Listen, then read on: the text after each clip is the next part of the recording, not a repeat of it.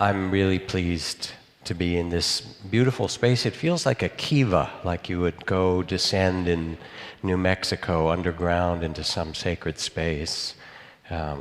Quite remarkable. We will work with what are the Buddhist teachings of the awakened heart. Now, if it were Thich Nhat Hanh teaching, who I love very much, he would probably teach you one thing very slowly, and you would sink into the present moment and leave here just present, which is all you need, really. But because people are different and my temperament is different as well, rather than one simple thing, it will be an overview of the treasure chest of the practices of the heart for us to work with together, and then for you to use in your own life, or to pass on to other people, which is also fine as long as you're doing it. You know, it's fine to teach them to other people, but you got to be doing them yourself. Let me ask you, if I may, how many of you are health professionals or mental health professionals, just to know? It's about half, it looks like. Sort of, the others are your clients that you brought along, right? Welcome. How many of you artists? Great. Educators? Scientists? Fabulous. Business people? Good. Let's see. Politicians? Come on, oh gosh, I wish. Let's see. How many of you are relatively new to meditation practice? Virgins, even in Oregon, that's great. Okay, welcome to you. How many of you have done a residential retreat of a week or more at some point?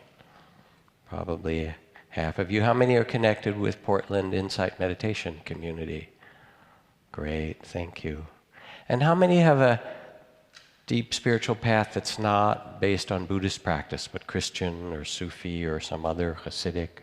Also welcome, wonderful. And with that spirit, I'd like also to welcome, as the gates of the teachings of Dharma, which means the path of what's true and welcoming and liberating, are open to everyone, regardless of and including every age and every ability and every sexual orientation, and every race and class and ethnicity, and however weird you are, which, speaking as a weird person, I just have to include myself in this. Whatever your uniqueness, it is treasured and valued. Your inherent dignity and nobility and worth is welcomed here in this community that we make together and in the practices that we do.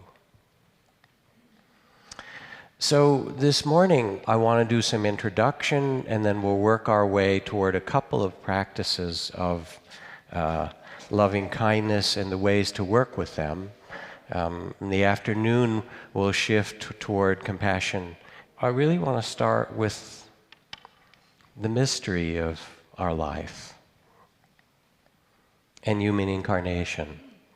Someone said that the question is not the future of humanity, but the presence of eternity that really matters to us. And here we are born into this world of unbearable beauty and some terrible tragedies as well that we all know, continuing in many ways. And they're wedded together in this human life. And they all arise and are held. We've taken birth in this human body, in consciousness, and experience pleasure and pain and gain and loss, and fame and disrepute, and love and hate, if not in ourselves. Yes, in yourself, never mind. And others. But how did you get here?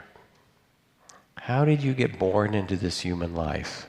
I mean, here you find yourself in this human body, with wiggly things at the end and the remnants of claws, right, and a little vestigial tail, if you want to look, right, and a hole at one end into which you stuff dead plants and animals regularly and grind them up and push them down the tube till they come out the other side, right? And you ambulate by falling one direction and catching yourself, and then you fall the other direction and catch yourself. It's bizarre. It is. Have you taken a look? And you get little patches of fur, right? Except sometimes you lose the fur. And if you don't think that's weird, pay attention the next time you're making love, which is a wonderful thing to do. It's fantastic, but it's really strange. I mean, this is how we make people, you know? Come on. How did you get in there? And who are you really? What was born, the spirit that came into this human life? All right, a different way to approach it. When you look into the mirror, you notice you've aged, right? Face it, yeah. Drooping here, little wrinkles there, you know how it works, right? But the weird thing is that you don't necessarily feel older. And do you know why that is? Because it's only the body that has aged. As you look in the mirror and take a look at the physical body of your incarnation, there's some part of you that's going, losing its fur, drooping over there, wrinkling there, and so forth. And you know, in this very deep and intuitive way, as the witnessing, that you are not just your body. You understand this? Does it make sense? There is in us a spirit, a consciousness that is connected to this bodily incarnation, but it's not who you really are.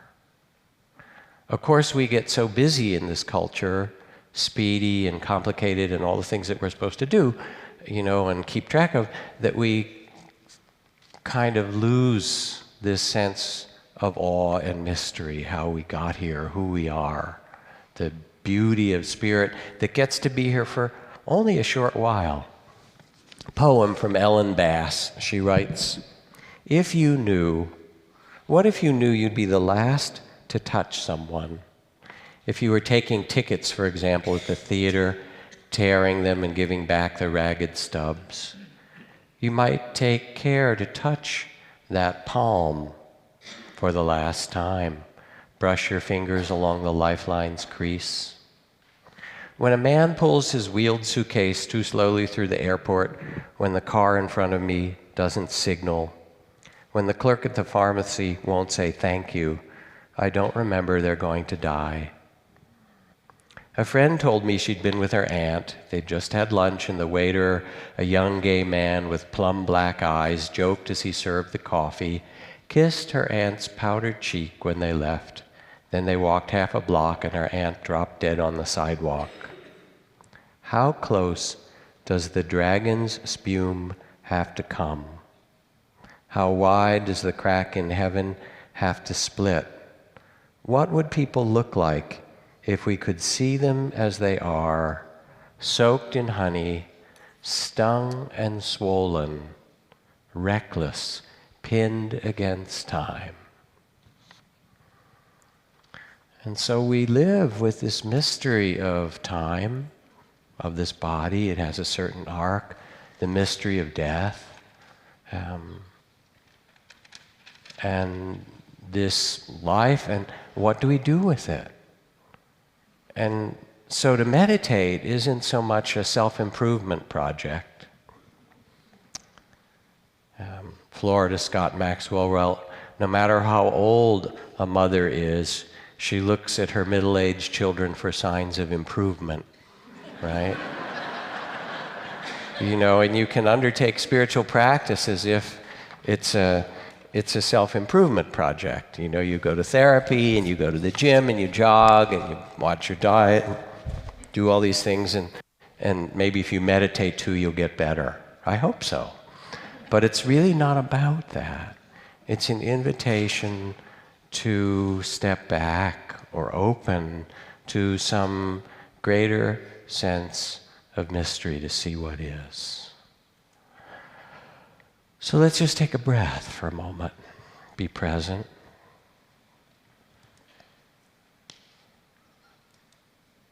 Maybe we'll do a little one-syllable chant as we start by sitting. In the Sanskrit, they say that there's a word that sums up the Buddhist texts on complete and perfect wisdom in one syllable. Saves you a lot of reading because the main text is 800 or 8,000 verses, you know.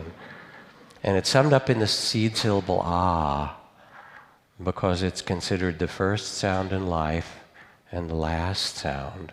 But most importantly, it's the syllable for letting go. So let's just sing an ah together. Also, we'll see what the acoustics are like in this sacred space. And then afterward, just sit for a moment in the presence of being alive, in the presence of being surrounded by others, and be with what is, your tears and your poignancy and your longing and your love and your joy and your aching back and itches and pleasant sensations and warmth and cool and all that stuff, just your humanity. Ah,